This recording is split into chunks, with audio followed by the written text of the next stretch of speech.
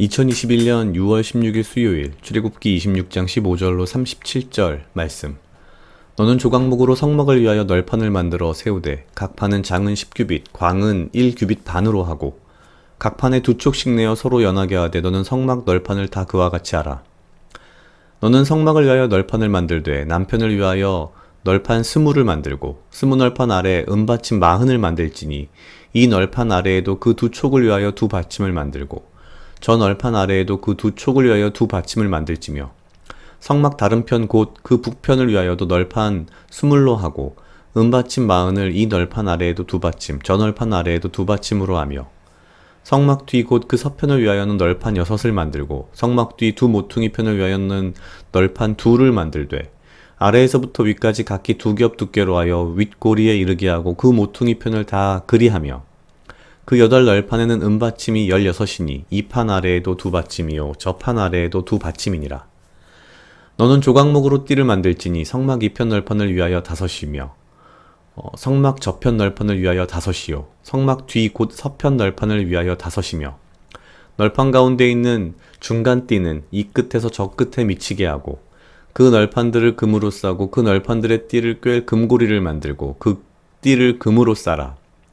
너는 산에서 보인 식양대로 성막을 세울지니라. 너는 청색, 자색, 홍색 실과 가늘게 꼰 배실로 짜서 장을 만들고 그 위에 그룹들을 공교히 수 놓아서 금 갈고리로 네 기둥 위에 들이우되 그 네 기둥을 조각목으로 만들고 금으로 싸서 네 은받침 위에 둘지며 그 장을 갈고리 아래 들이운 후에 증거궤를 그 장 안에 들여놓으라. 그 장이 너희를 위하여 성소와 지성소를 구별하리라.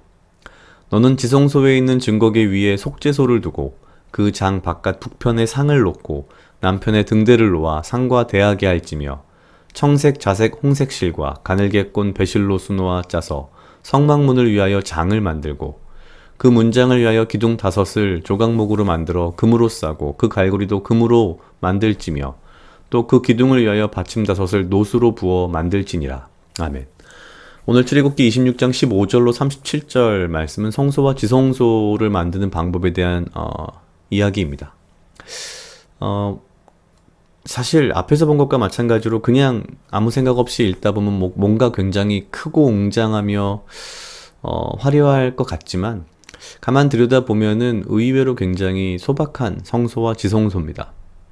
물론 바깥쪽에 있는 성소에 비해서 안쪽에 있는 지성소가 조금 더 화려하긴 합니다만 사실 노수로 받침을 만든다든지 이런 것들을 봤을 때는 사실 그렇게 뭔가 눈이 휘둥그레질 정도의 화려함을 가진 성소는 아니었을 것 같습니다. 성소와 지성소의 구분은 오늘 말씀에도 있듯이 34절 너는 지성소에 있는 증거궤 위에 속죄소를 두고 하나님의 증거궤가 들어있는 안쪽에 있는 것이 지성소고요. 바깥쪽이 그냥 성소입니다. 성소는 매일매일 제사장이 들어가서 관리를 하고 또한 주일에 예배를 드리고 제사를 지내는 이제 그런 곳이었고요. 지성소는 이것과 완벽하게 구분된 성소는 거룩한 곳이라면 지성소는 거룩한 곳 중에 거룩한 곳이라고 해석을 할 수 있는데 이곳에는 증거궤가 있는데 이것이 결국 하나님의 임재를 상징하는 그런 부분이었고 대제사장만이 1년에 한 번 들어갈 수 있는 그런 곳이었습니다.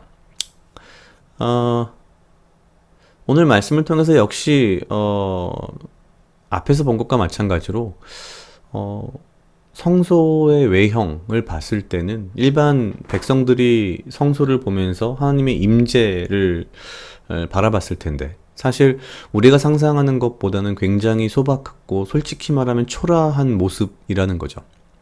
지성소가 물론 성소보다는 조금 더 화려하긴 했습니다. 청색, 자색, 홍색 실로 짠 이런 휘장이 있었는데 이 휘장에 어떤 그 수를 놓았다는 점에서는 조금 화려했을지 모르겠지만 그다지 그렇게 눈에 띄게 막 굉장히 화려했을 거라고는 생각되지 않습니다. 오히려 이 세상을 창조하신 창조주가 임재하시는 곳이라기에는 너무나도 초라한 곳이죠.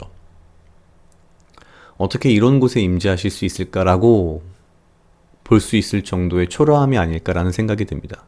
마치 이것은 예수님께서 이 땅에 인간의 몸을 입고 오신 것과 같은 그런 느낌을 줍니다. 창조주가 피조물의 옷을 입고 이 땅에 육체를 입고 이 땅에 오셨다.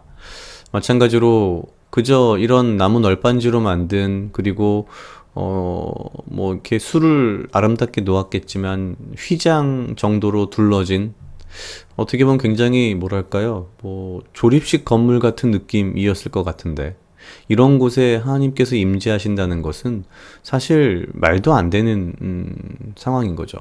어찌 보면 예수님을 예표하는 어떤 그 의미로, 상징으로서의 이 성소와 지성소의 이 모습은 다른 한편으로는 예수님의 임재, 예수님의 이 땅에 오신 성육신이 이미 예견된 그런 부분이 아닐까라는 생각이 들었습니다.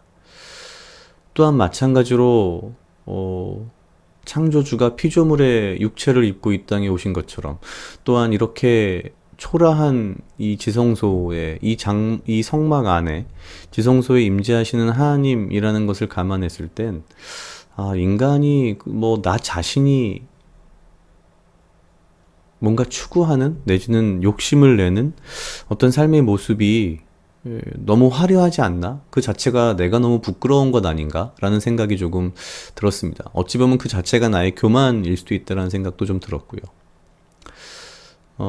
특히 그 마지막 37절에 또 그 기둥을 위하여 받침 다섯을 노수로 부어 만들지니라라는 이 표현은, 뭐 금으로 해도 될 텐데 왜 꼭 굳이 노수로 했을까라는 생각을 들게 하면서, 동시에 내가 너무 교만한 마음을 가지고 있는 건 아닌가?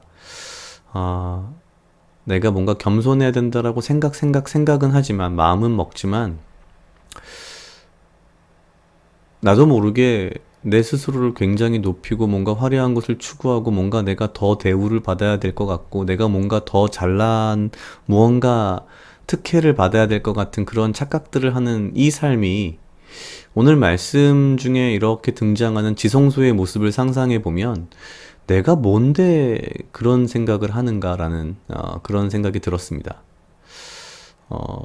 오늘 이 출애굽기 말씀은 사실 들여다보면 어느 부분을 묵상해야 될지 잘 모르겠지만, 저는 이렇게 보고 또 보고 하면서 들은 생각은, 결국 나 자신을 다시 되돌아보게 하시는구나. 내가 너무 화려한 삶을, 뭔가 화려한 것들을 내가 추구한 것이 결국 그것이 교만이고 그것이 죄가 아닐까라는 그런 생각을 조금 하게 됐습니다. 각자 약 2분 정도 묵상하시겠습니다.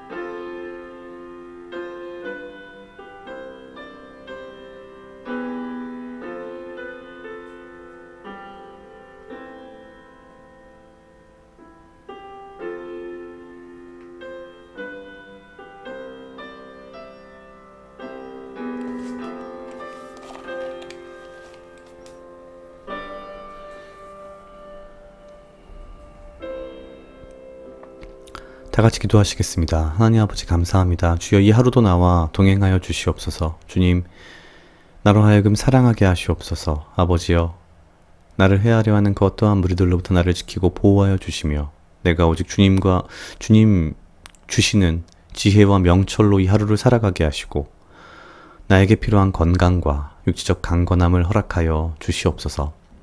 주님, 주의 성소와 지성소를 내가 묵상할 때에 나의 삶을 반성하며 나의 욕심과 나의 욕망과 나의 교만함을 주 앞에 내려놓습니다. 주여, 오직 주의 임재 가운데에 주의 임재를 기대하며 내가 눈으로 보기엔 초라할지 모르나 창조주의 임재함을 기대하며 내 삶에 주께서 함께 하시며 주의 은혜 가운데 거하며 오직 주의 말씀대로 살아가며 주 앞에 겸손함으로 이 삶을 살아갈 수 있도록 주여 인도하여 주시옵소서. 감사합니다. 이 모든 말씀 예수님 이름으로 기도드렸습니다. 아멘.